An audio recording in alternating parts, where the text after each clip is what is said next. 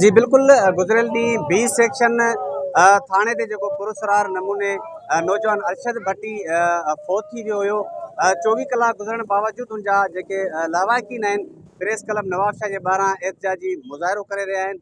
अचो त हिननि सां ॻाल्हि ॿोल कयूं त हिननि जो वधीक छा चवणु आहे। मुंहिंजे बच्चे खे कटी ॾिना आहिनि, हिते कटी ॾिनो, हीअ कटी ॾिनो, ज़ुबान कटी ॾिनो, सरियाणे आहिनि, पाँव में हणे आहिनि, मुंहिंजे बच्चे जो कातल आहिनि, मुझे कातल चाहिए। कोन गला काट दिया उसका, ज़ुबान भी काट दी, उंगली भी काट दी, नाखून भी उसके निकाल दिए, बहुत सरिये भी लगाए, सिर में भी लगाए, बहुत चीर फाड़ दिया, सामान अंदर से निकाल दिया उसका सारा।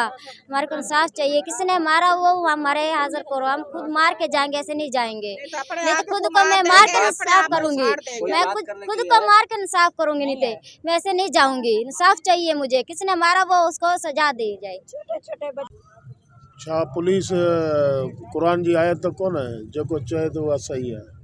नौ के कढिया, खुदकशी कढिया, तशद्दुद कंहिं कयो आहे, ज़ुबान कंहिं कटी है। पुलिस मुलविस है न, ऐसे जो मुलविस है ही वधीक ॿियो त मुतालबो कोन था करनि। न्याणियूं वेठियूं आहिनि, मुल्क जे प्रेसिडेंट जो चए थो ज़िलो मुंहिंजो आहे, छा जो हुनजो ज़िलो आहे। तुंहिंजे चो ज़िले में जेको इंसाफ़ नथो थिए, जो माण्हू मारे उहो लाश ॾियनि चे खुदकशी करे छॾींदे। मासूम ॿार आहे, उनजा नोह कढिया विया, उनजे जिस्म ते सिरोट अची वई आहे। हाणे छाजे लाइ था हीअ ॻाल्हियूं करनि। SP के वञी SP वटि साफ़ ई सभु बीहनि, त तुंहिंजो मौक़ुफ़ छा आहे, छो नथो वञे। जे तूं साफ़ आहीं त साफ़ माण्हू त हलियो वेंदो आहे। बाबा तूं हीअ रुगो घुर था करनि त असांजी फ़रियाद वठो, ऐसे जेके गिरफ़्तार कयो जंहिं असांखे लाश ॾिनो, पोइ इंक्वायरी थियनि। लाश जी इंक्वायरी को चूंडियल नुमाइंदो हली आयो आहे त न्याणियूं वेठियूं आहिनि। अॼु माना ॿियो ॾींहुं थी वियो आहे।